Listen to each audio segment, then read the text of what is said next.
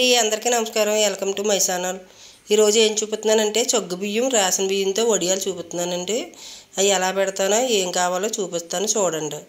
చూడండి ఎంత చక్కగా వచ్చిందో వడియం. ఏపిన వడియం అండి. అది ఎంత బాగుందో చూసారా, జంతికలా ఉందో. జంతికలు టేస్ట్ వస్తాయండి అవి కూడా. ఈ వడియాలు కూడా మీరు కూడా చేసుకోండి. అవి చూడండి, రేషన్ బియ్యం ఒక గ్లాస్ తీసుకోవాలి. అదే గ్లాస్తో సొగ్గు బియ్యం ఒక అరగ్లాస్ తీసుకోవాలి.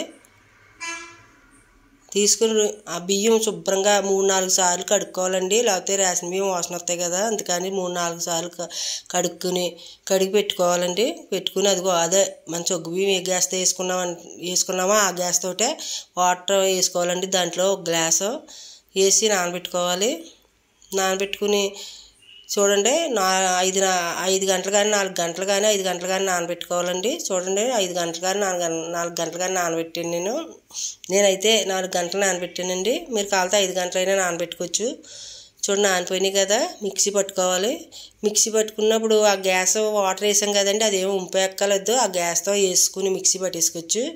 కాకపోతే మీకు తిరగకపోతే ఇంకొక అరగ్లాస్ వేసుకోండి, అప్పుడు బాగా తిరుగుతుంది. దోశల పిండిలో ఆడుకోవాలండి. చూడండి దోశల పిండిలోకి ఆడాను. గ్లాస్ సరిపోతే ఇంకొక అరగ్లాస్ వేసుకోండి ఆడేటప్పుడు, మిక్సీ కానీ తిరగకపోతే. చూడండి మళ్ళీ అదే గ్యాస్తో పిండి ఆడి పక్కన పెట్టుకున్నాను. చూడండి ఇంకో బౌల్లో తీసి పక్కన పెట్టుకున్నాను. అదే గ్లాస్తో స్టవ్ వెలిగించి పొయ్యి మీద గిన్నె పెట్టి 2 గ్లాసులు నీళ్ళు వేసుకోవాలండి పొయ్యి మీద. చూడండి స్టవ్ వెలిగించి పొయ్యి మీద గిన్నె పెట్టి 2 గ్లాసులు వాటర్ వేసానండి. దాంట్లో కొద్దిగా ఉప్పు, కళ్ళుప్పు వేసుకోవాలి. మీరు సాల్ట్ అయినా వేసుకోవచ్చు. 1 స్పూన్ జీలకర్ర, 2 పచ్చిమిర్చి ఆడేస్తున్నానండి నేను. మీరు కారం తినేవాళ్ళు బాగా కారంగా ఉండాలంటే ఇంకొక పచ్చిమిర్చి ఎక్కువైనా వేసుకోవచ్చు. నేనైతే 2 వేసాను. చూడండి నీళ్ళు కెరులుతున్నాయి కదా, కెరిలినప్పుడు ఈ పిండి ఉండలు కట్టకుండా స్టవ్ సిమ్లో పెట్టుకుని వేసుకోవాలి. లేకపోతే ఐలో కానీ పెట్టారా ఉండగట్టేస్తుంది. మీరు కలుపుతూనే ఉండాలి, ఆగకూడదు. ఏమాత్రం ఆగినా కూడా ఉండగట్టేస్తుంది. అలా కలుపుతూనే తిప్పుతూ ఉండాలండి. తిప్పుతుంటూ ఉండగట్టదు, అది ఉడికి దగ్గర పడే వరకుని అలాగే తిప్పండి, అస్సలు ఆపకూడదు. చూడండి దగ్గర పడిపోయింది కదా.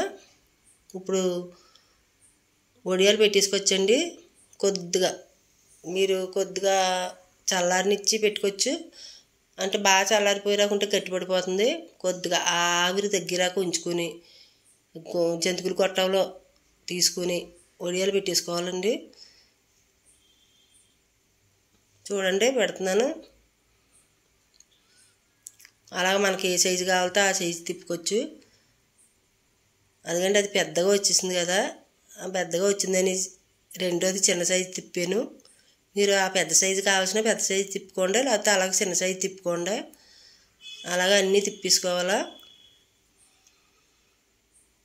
మొత్తం పిండి అంతా అలా తిప్పేసుకోవాలండి.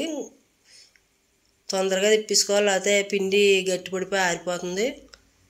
మీరు లేట్ చేయకుండా తిప్పేసుకోవాలా. ఆవిరి దగ్గర వెంటనే జంతికలు కొట్టాలి పెట్టేసుకుని తిప్పేసుకోవాలా. చూడండి సేమ్ జంతికల్లాగా ఉంటాయండి అవి. తిన్నప్పుడు కూడా జంతికల్లా ఉంటాయి వేగించుకొని. చూడండి అన్నీ అయిపోయినాయి కదా. ఆ పిండి అంతా ఏదో తక్కువగానే పెట్టానండి నేను. చూడండి ఆరిపోయినాయి. 2 రోజులు పడుతుందండి ఆరినందుకు. ఒకరోజు ఫుల్గా పడుతుందా, ఒక రోజు ఏమో మధ్యాహ్నం వరకు ఆరబెట్టుకుంటే సరిపోతుంది. ఇప్పుడు వడియాలు తీస్తుంటే గట్టిగా వచ్చినాయి కదండి, అందుకని వాటర్ చల్లాను. వాటర్ చల్లి తీసుకుంటే వచ్చేస్తాయి, గమ్ములు వచ్చేస్తాయి. నేను ముందు తీసినప్పుడు గట్టిగా వచ్చినాయండి, ముక్కలు ఇరిగిపోతాయని చెప్పి కొద్దిగా వాటర్ చల్లి తీస్తున్నాను. చూడండి బాగా ఎంత బాగా వచ్చేస్తున్నాయో వడియాలు. అస్సలు గుడ్డకు కూడా అంటుకోకుండా వచ్చేస్తున్నాయి. మీరు కూడా ఇలాగే పెట్టుకుంటే వడియాలు ముక్కలు ఇరగకుండా ఎంతో బాగా వస్తాయి.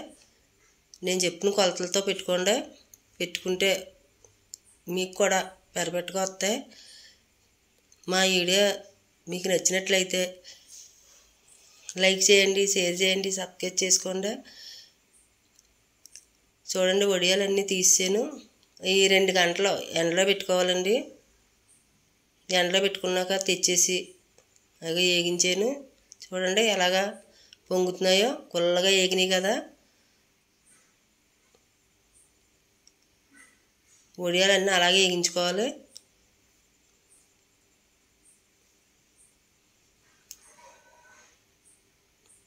అలాగే వేగించుకోండి వడియాలన్నీ.